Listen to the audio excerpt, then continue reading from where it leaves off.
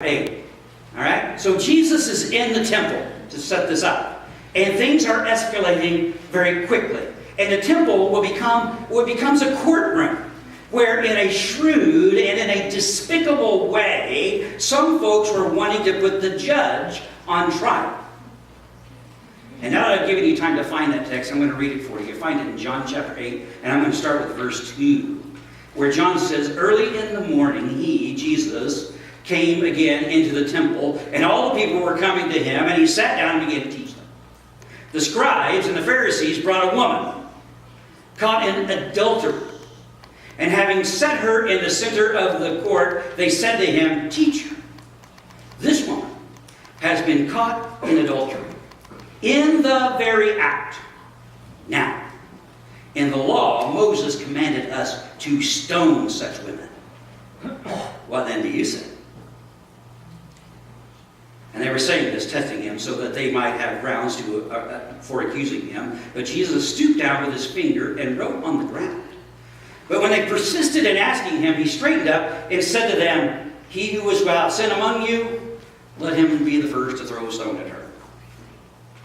And again, stooped down, wrote on the ground. When they heard it, they began to go out, one by one, beginning with the older ones, and he was left alone, and the woman, where she was, in the center of the court. Straightening up, Jesus said to her, 'Woman, where are they? Did no one condemn you?' And she said, 'No one, Lord.' And Jesus said, 'I don't condemn you either. So go, and from now on, sin no more.'" The temple is now a courtroom, and this room is now our courtroom. And this message is for everybody who ever did anything wrong or ever felt any kind of guilt. Okay? Either one. Who have ever done anything wrong or ever felt guilty for something. I have to correct that. I have to say that, because if you do things wrong and never feel guilty, well, then that's what's called being a psychopath. So this message would be for you. And if you feel guilty all the time, and even when you haven't done anything wrong, well, then you're neurotic. And this you need to listen to.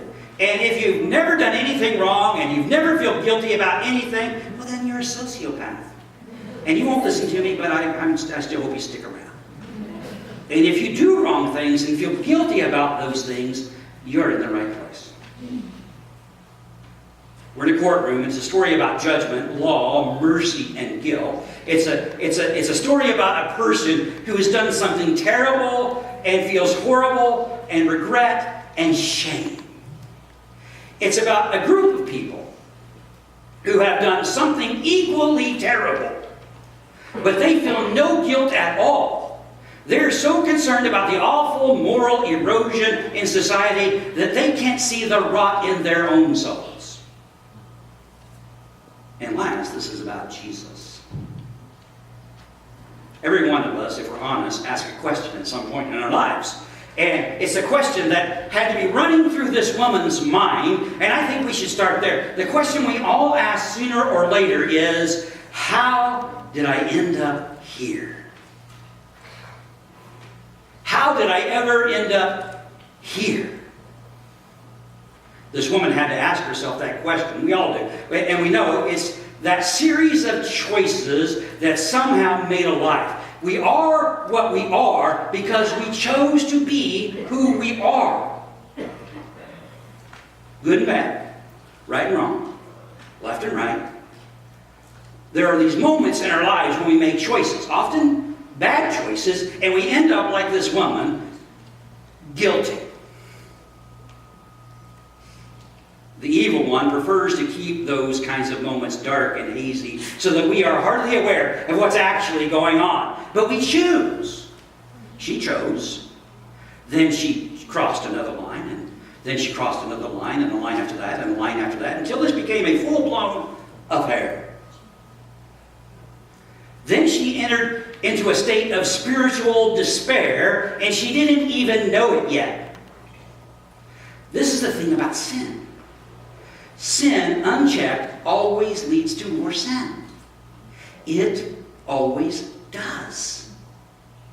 This woman made 1,000 little choices that inevitably, inexorably led to this moment right here. And I would like to say this moment right here is where she needs to be.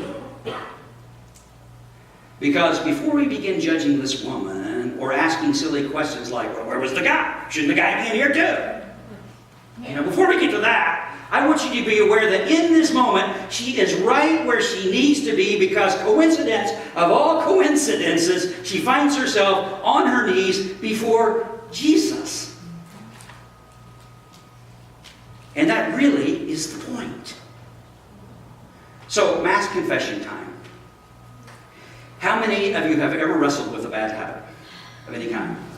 Yeah, okay. Raise your hand really high right now. Can you do that? Okay. So look around the room. Anybody who does not have their hand up, that's a psychopath. Okay. Now, the rest of us need this message. How many of you wrestled with a bad habit and found that it just doesn't spontaneously go away?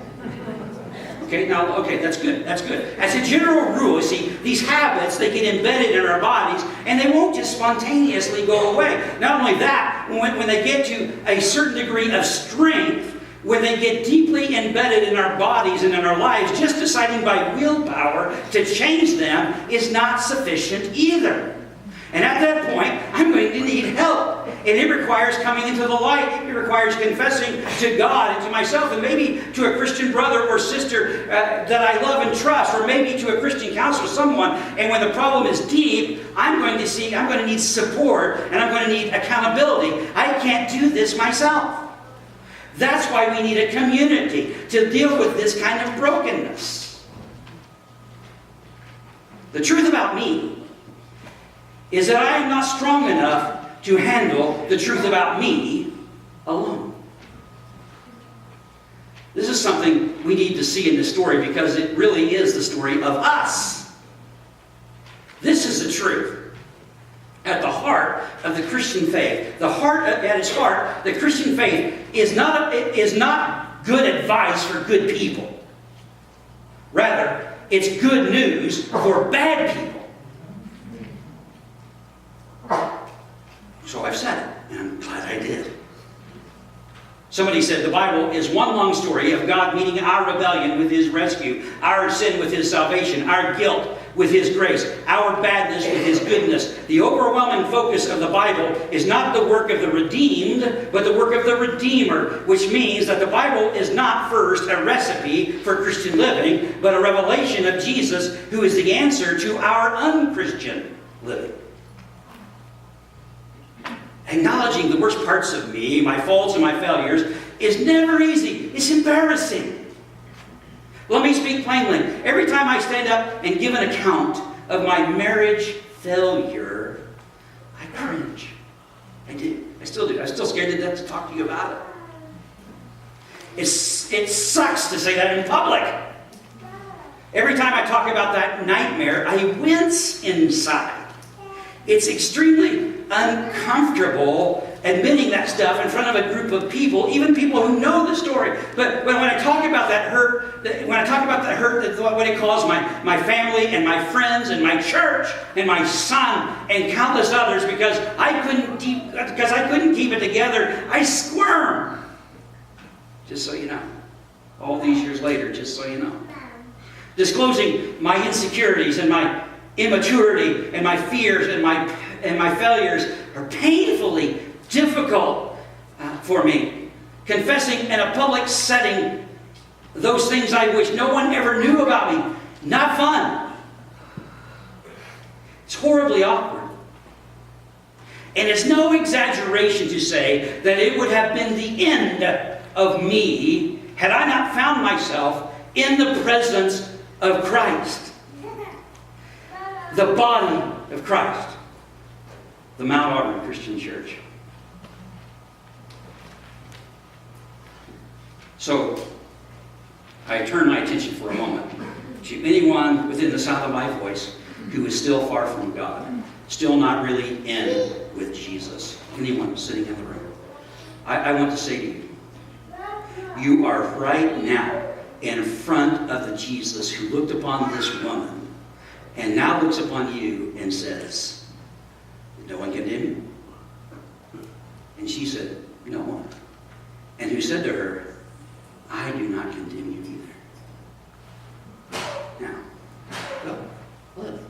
sin no more. That's the message and the mission of Jesus. And that's the message and mission of this church. I know that's true because I preached that truth from this platform for 18 years. And found that same grace right here where Jesus, with his church, this church, spoke that same truth to me. I do not condemn you either. And that gets to an important question, which is, who is really on trial here? So we got to go back to the story for a minute. See, there's another reason why this woman is here before Jesus. There's another set of characters. See, verse 2, we're told that Jesus sat down to teach. Now there's a reason for this, just a little teaching moment here. Jesus sat down to teach. See, and in those days, the way a rabbi signaled that the formal teaching had begun was to sit down. No chairs up here. That's the way they in our day, usually the teacher stands up and everybody else sits down. In that day, the teacher sat down. Just want to point that out. And that was that way the teacher could go on and on, talking for hours and hours and never get tired. It was a wonderful arrangement. It's in the Bible.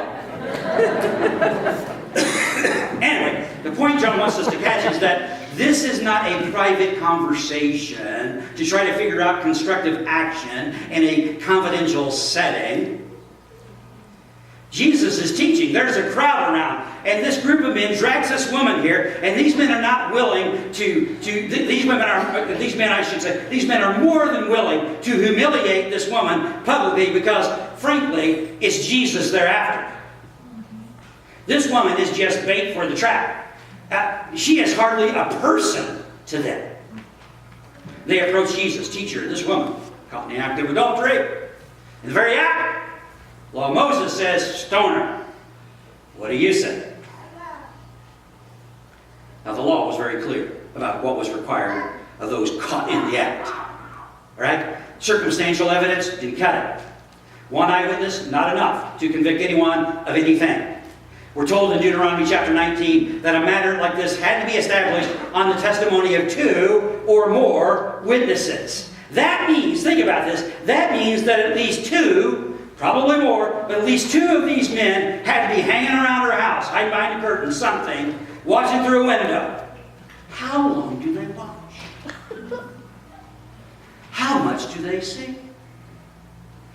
We don't know. But see, there's also an obligation in the law that says if you see someone about to do something like this, you're under obligation to stop them, to help them.